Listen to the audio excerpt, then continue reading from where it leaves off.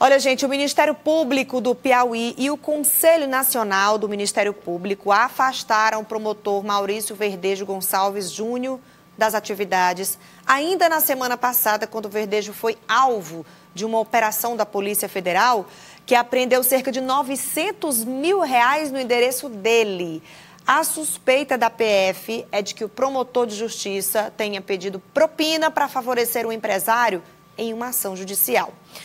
Vamos conversar então com a repórter Nájila Fernandes, ela que está na sede da OAB Piauí, para a gente saber entender, tentar entender como é que ficam as ações em que o promotor atua, e também quais são as prerrogativas que ele tem, mesmo afastado do cargo. Nájila. Vamos sim, Aline. Novamente, bom dia para todo mundo que acompanha o Notícia da Manhã. Já a gente vai entender essas questões, mas olha, a Polícia Federal ela confirmou, através da assessoria de imprensa, que o promotor investigado por suspeita de cobrar propina, Maurício Verdejo, nesse caso, a cobrança de propina seria para favorecer um empresário em uma ação judicial. Ele só não foi preso por ter a prerrogativa do cargo de ser preso em flagrante, apenas por crime inafiançável. E, conclusão, é um crime inafiançável. A gente vai entender agora essas questões que você destacou e outras também, conversando com o presidente da Comissão de Estudos Constitucionais da OAB Piauí, doutor Jacinto Teles, já está aqui com a gente.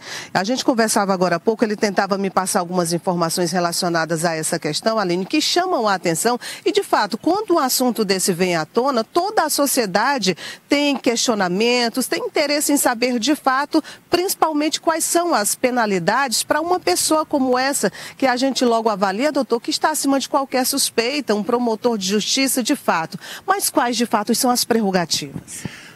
Bom dia a todos os caros telespectadores. Na realidade, o que se vê é uma prerrogativa, digamos assim, exacerbada. Não é culpa da autoridade deste momento, contemporânea, mas foi um erro na nossa concepção, na minha concepção, do constituinte originário que elaborou a Constituição da República de 1988, ao garantir a vitaliciedade para determinadas profissões. Fortalece o cargo? Fortalece, mas fortalece também aqueles que desviam, que têm desvio de conduta.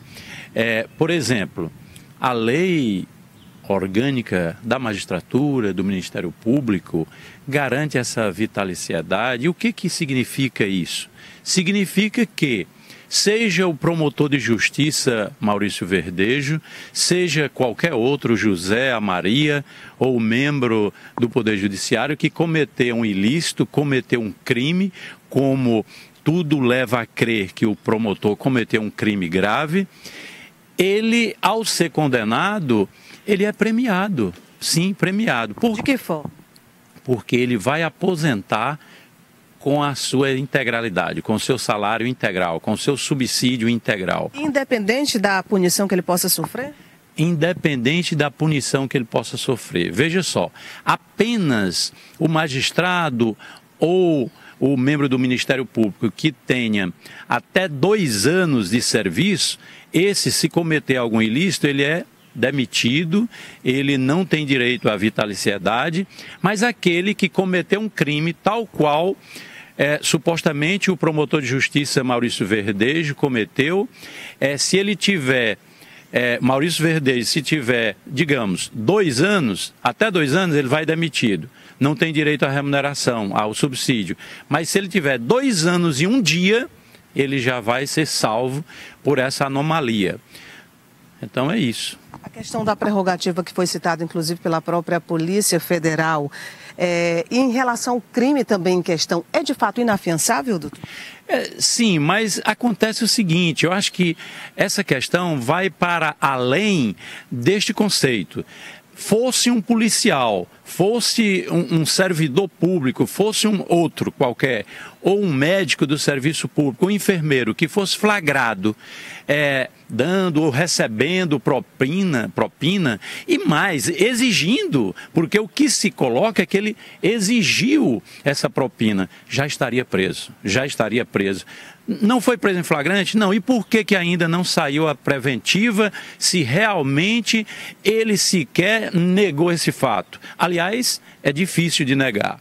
E aí me perguntam, e como é que fica os processos que o doutor Verdejo atuou?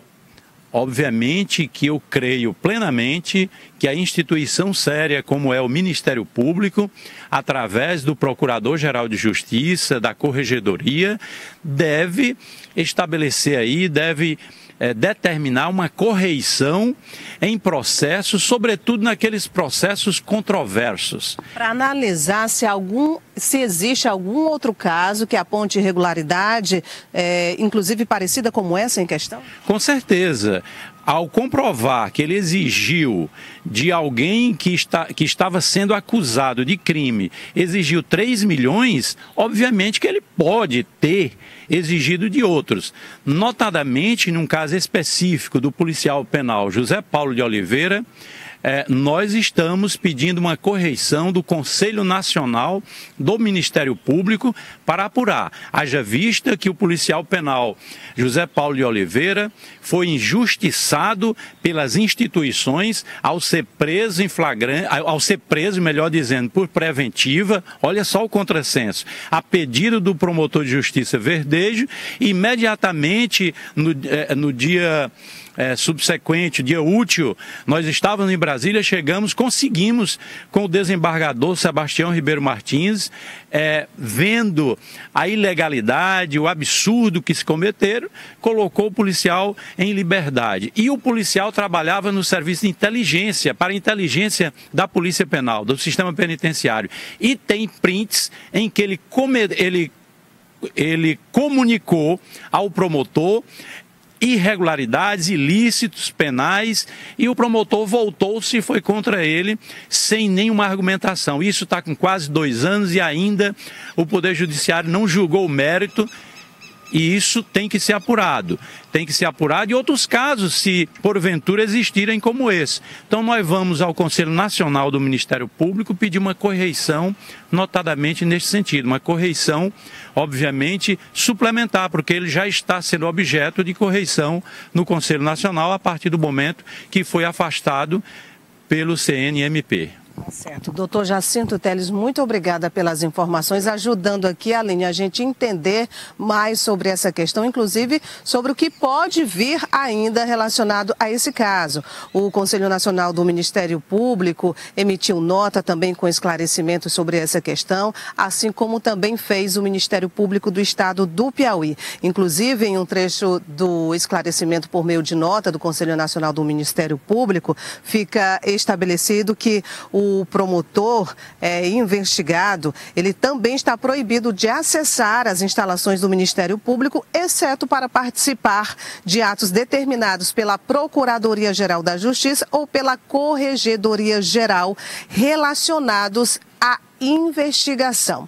Outros fatos podem surgir de acordo com o andamento das investigações, como deixou claro aqui o doutor Jacinto Teles, que essa correição também deve ser uma petição junto ao Conselho Nacional para mais investigação. Aline. Obrigada, Nájila. Nós também tentamos contato com o promotor e com a defesa dele, mas não conseguimos nenhum retorno. Até a próxima.